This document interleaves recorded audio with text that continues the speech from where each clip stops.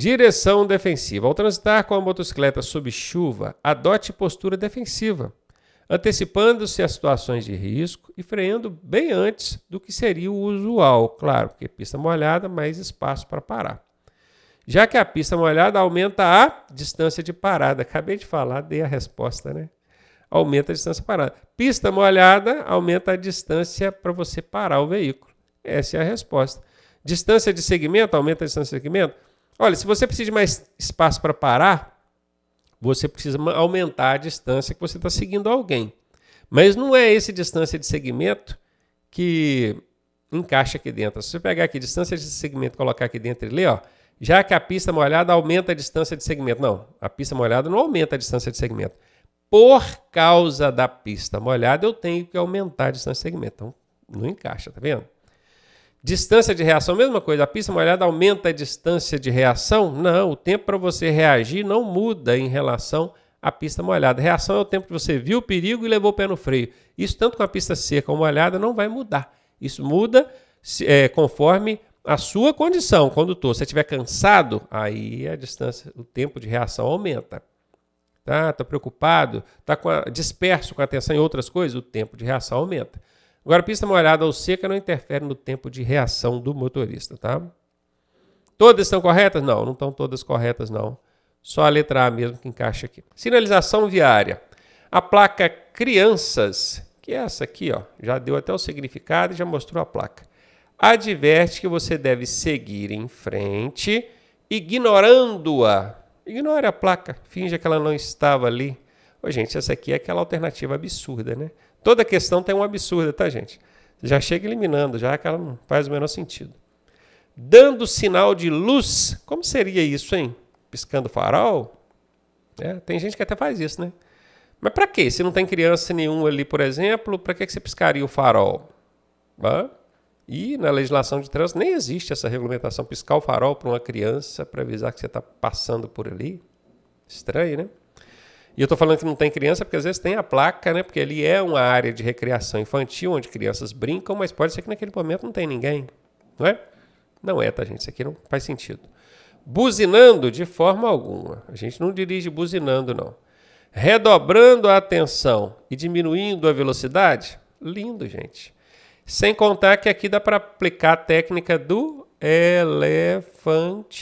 Quem estuda com a gente conhece as técnicas ninjas. Você não conhece as técnicas ninjas, não? Pois é, quem estuda com a gente conhece. E nas técnicas ninja, eu ensino essa técnica do elefantinho. O que é o elefantinho? É aquela alternativa que destacadamente é a maior zona que todas. Olha só. Essa aqui, ó, curtinha, curtinha, curtinha. Agora olha essa aqui. Olha o tamanho dela. É um elefante. É um elefantinho. Achei ela. Então, se você não soubesse a resposta, poderia usar a técnica do elefantinho e chutar na letra D, que nesse caso teria dado certo, você teria acertado. Direção defensiva. Indique a hipótese de ocorrência de travamento de rodas. Travamento de rodas. Qual dessas situações aqui é uma hipótese que vai ocorrer esse travamento? Quando o atrito do sistema de freio nas rodas é menor do que o atrito do pneu com solo. Veja bem. Eu aperto o freio. Se o atrito ali do freio na roda é menor do que o atrito do pneu com solo, a roda não vai travar. Ela só vai travar quando o freio for maior, mais forte. Então aqui está errado. Quando o veículo em desaceleração tende a sair de traseira de uma curva. Puseram isso aqui só para encher linguiça. Letra C. Quando o atrito do sistema de freio nas rodas é maior. Opa! Agora falou que é maior do que o atrito do pneu com solo. E aqui nós temos duas brigonas, né? A galera que gosta do macete, ó. Achei o casalzinho brigão. A letra A e a letra C é o casalzinho brigão. Eu sempre falo que quando se acha um casalzinho brigão numa questão, uma das duas tem que ser a resposta. Então já vou até eliminar a letra D. Já eliminei. Porque a resposta tem que ser A ou C. Se eu já descobri que A não é, a resposta pode ser C, né? Fechou? E aí, tá gostando da aula? Eu sou o professor Ronaldo Cardoso e tenho o caminho das pedras para você chegar à sua aprovação da forma mais suave possível. Se você fizer exatamente o que eu te pedi, eu garanto que você passa. Clique aqui no primeiro link da descrição e vem ser aprovado com a gente. Primeiros socorros. Uma vítima de sinistro Sinistro e acidente, hein, gente? Acostuma com isso aí. Apresenta parada cardiorrespiratória. Cardio vem de cardíaca. Coração, parou de bater. E respiratória vem de respiração. Parou de respirar. Não tem mais pulso, não respira mais, parou tudo. Cardiorrespiratória. Nesse caso, o socorro deve ser prestado em até 5 minutos somente. Olha, se eu conseguir prestar o socorro a essa vítima aqui antes dos primeiros 5 minutos, em até 5 minutos, isso é ótimo. É ótimo. Quanto antes você atender essa vítima aqui, maior a chance de sobreviver que ela tem. Só que aqui tem um problema. Aqui tem uma casca de banana, ó, somente. Somente é uma casca de banana. É uma palavra que eu chamo de casca de banana. Quando ela aparece na alternativa, é 90% de chance da alternativa ser falsa, errada. E aí, meu amigo, nesse caso ela está errada. Porque se a pessoa já tiver mais de 5 minutos que teve a parada cardiorrespiratória, então eu não vou atendê-la não. Só vou atender se for antes dos 5 minutos. Veja bem, atender antes dos 5 minutos é o melhor dos cenários. É o melhor que você pode fazer. Mas se você chegou lá e já tem 6 minutos, 7 minutos, você não vai socorrer não porque já passou de 5 minutos? Claro que não, né, gente? Então esse somente aqui faz a alternativa ficar falsa. Na letra B diz, o socorro deve ser prestado dentro do prazo de 5 a 10 minutos. Olha, se eu atender ela dentro de 5 a 10 minutos, beleza. Mas o deve aqui, só se tiver entre 5 a 10 minutos, se tiver de 1 a 5 minutos, então eu não vou atender, não? Não faz sentido, né? Eu vou ficar esperando dar 5 minutos aqui para quando tiver entre 5 e 10 minutos eu atender ela. Não faz sentido nenhum, isso é uma besteira. Letra B está fora. Na letra C diz, no máximo até 15 minutos após o ocorrido. Ah, beleza, o coração parou, parou de respirar, então ela tem uma parada cardiorrespiratória, mas já passou de 15 minutos, então não vou atendê-la mais não. Por que está falando no máximo e até 15 minutos? Gente, é claro que uma pessoa que teve uma parada cardiorrespiratória há mais de 15 minutos, a chance dela sobreviver é mínima, mínima, mínima. Mas existe chance. Eu já vi casos de socorristas profissionais dizerem que chegaram ao local, tinha lá 20 minutos que a pessoa estava paralisada e fizeram os procedimentos de reanimação e ela ressuscitou. Então não dá para estabelecer esse no máximo 15 minutos, não. Você chegou, enquanto aguarda o socorro especializado chegar, faça a massagem, faça os procedimentos de reanimação cardiorrespiratória na vítima, independentemente do tempo que ela tiver. Tá? Essa aqui está errada. Agora, lê a letra D, ó.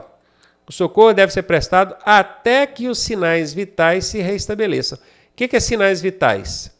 O pulso e a respiração. Ela tinha parado de pulsar e tinha parado de respirar. Então eu vou continuar fazendo a reanimação até que ela restabeleça. Ou até que o socorro especializado chegue. Porque chegou o socorro especializado, eu passo a bola para eles, mas agora é com vocês. Aí eles têm equipamento, têm treinamento, estão muito mais preparados que a gente.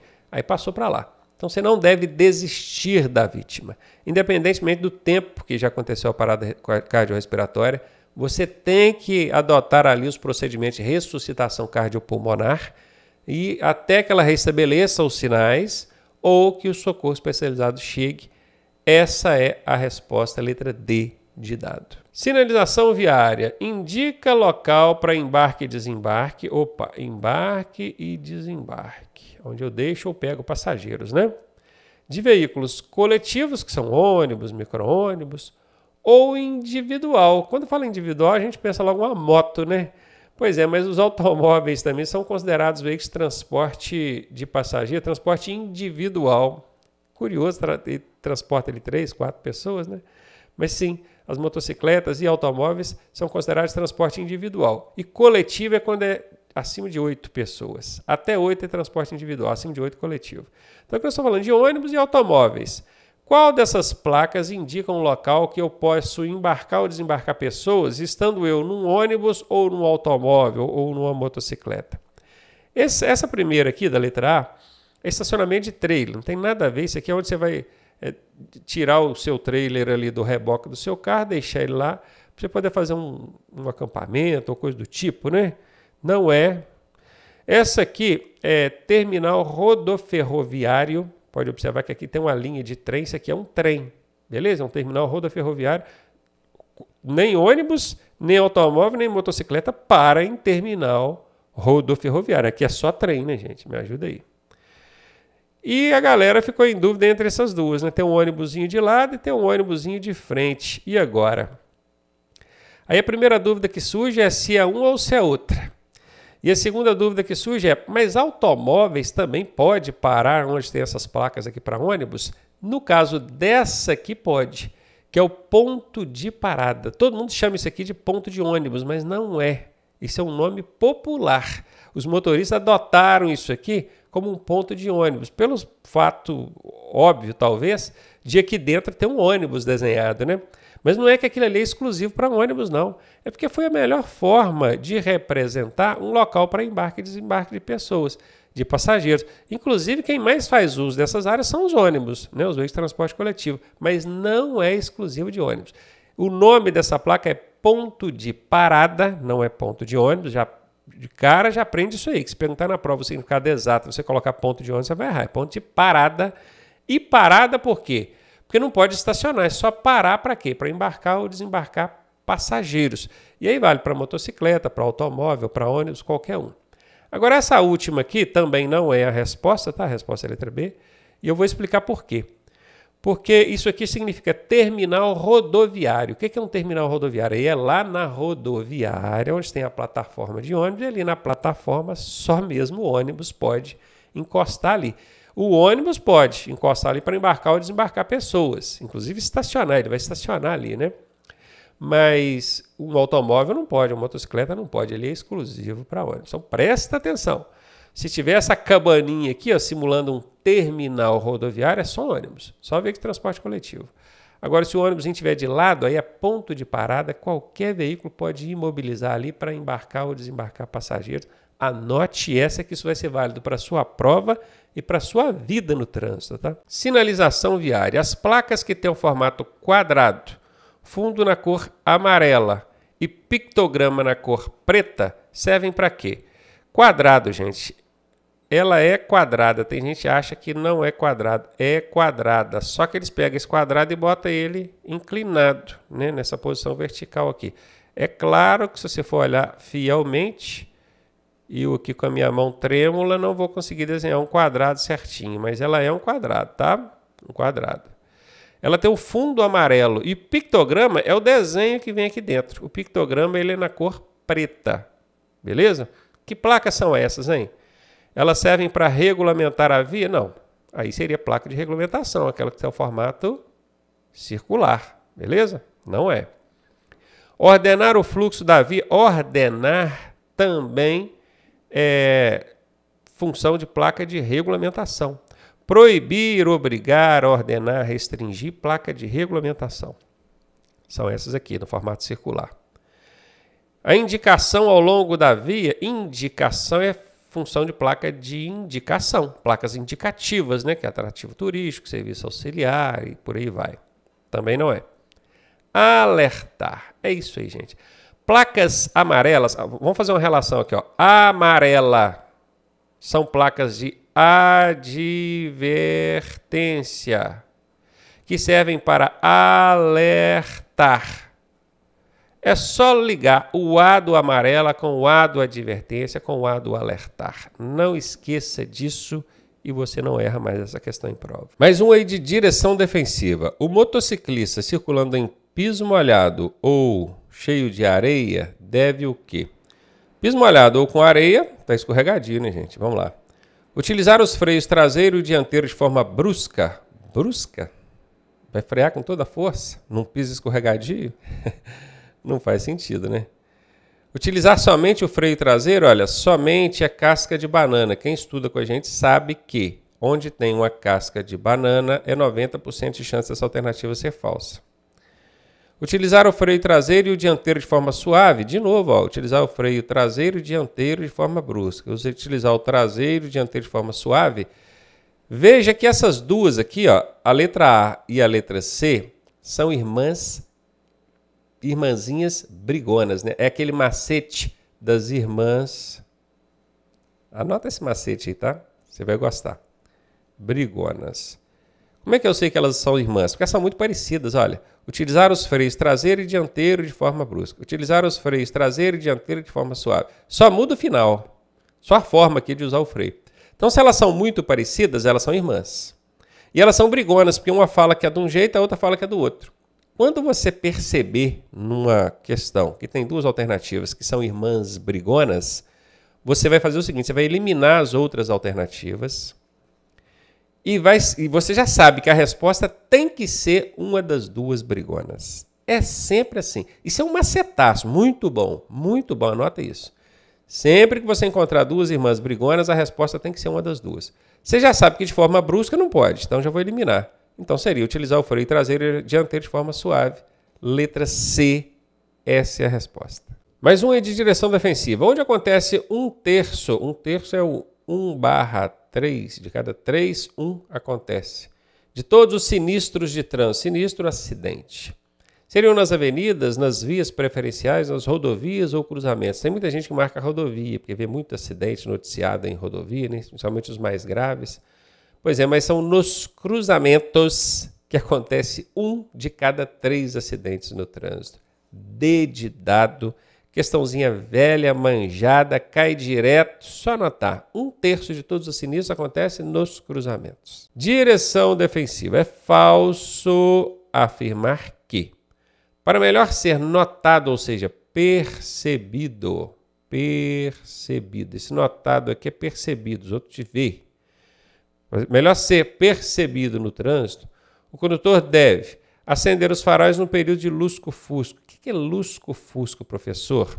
É a transição do dia para a noite, aquela mudança. Volta de 5h30, 6 horas da tarde, já não está tão claro, né? Então já começa a ficar a visibilidade prejudicada. Você acende o farol para tentar amenizar, mas ainda não resolve totalmente. Mas acender os faróis é uma das coisas que você pode fazer nesse período aqui para poder te favorecer e perceber que você e facilitar com que os outros te vejam, com que você seja notado, percebido. Só que aqui está pedindo a falsa, né? Então essa aqui não é falsa, eu tenho que acender o farol mesmo. Então já vou eliminar a letra A. Ligar o pisca-alerta em caso de pane com o veículo à margem da via. Realmente, o veículo deu uma pane e está à margem da via. Ligar o pisca-alerta é uma boa, aliás, é um dever, né? Para que os outros te vejam, para que você seja percebido, para que você seja notado. Essa é ok, é correta, só que eu estou procurando a falsa. A questão pediu a falsa, não esquece não, hein? B de bola está eliminado. Manter o capô aberto e o triângulo de segurança posicionado corretamente atrás do veículo quando este apresentar defeito mecânico. Tudo certinho, eu estou procurando a falsa, vou eliminar essa.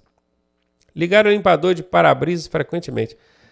Por que eu vou ligar o limpador de para-brisa para os outros me verem? Quando eu quero que os outros me vejam, que eu seja percebido, notado, eu vou ligar o limpador de para-brisa? Ainda frequentemente, limpador de para-brisa a gente liga quando está chovendo, né? Nada a ver essa questão. É aquela alternativa absurda que eles colocam, que é para você já chegar sabendo, essa aí é absurda. Como eu estou procurando a falsa, é ela, né? Não tem nada a ver com a situação aqui. D de dado. Questãozinha aí sobre direção defensiva. O que mais provoca estouro dos pneus? Bom, nas pistas, o que eu mais vejo aí estourando pneus são esses vilões aqui, né? Os buracos. Só que segundo literaturas e segundo o próprio Detran, é a calibragem que tem interferência direta no estourar o pneu ou não. E aí dá até para aplicar um macete aqui nessa questão. É o macete das irmãs brigonas. Como é que é esse macete? Você ainda não é nosso aluno, tem que vir para cá para aprender esses macetes. Na letra B fala excesso de calibragem. E na letra C fala baixa calibragem. As duas estão falando de calibragem. Só que uma fala que é muita calibragem, que é excesso, e a outra fala que é pouca calibragem, que é baixa. Elas são irmãs. Por que irmãs? Porque elas são muito parecidas. Mas são irmãs brigonas. Uma fala uma coisa, a outra desmente. Ó, é o excesso de calibragem ou é a falta de calibragem, a baixa calibragem? Quando isso aparece, quando você encontra essas alternativas brigonas na prova, a resposta tem que ser uma das duas. Sempre que você encontrar alternativas brigonas, irmãs brigonas, a resposta vai ser uma das duas. Anotou isso? Então você já pode eliminar a letra A e a letra D. E aí você me diz, qual que você acha que mais causa o estouro dos pneus? O excesso de calibragem. O pneu muito cheio, passou em qualquer buraquinho, já acontece o estouro. B de bola é a resposta dessa questão.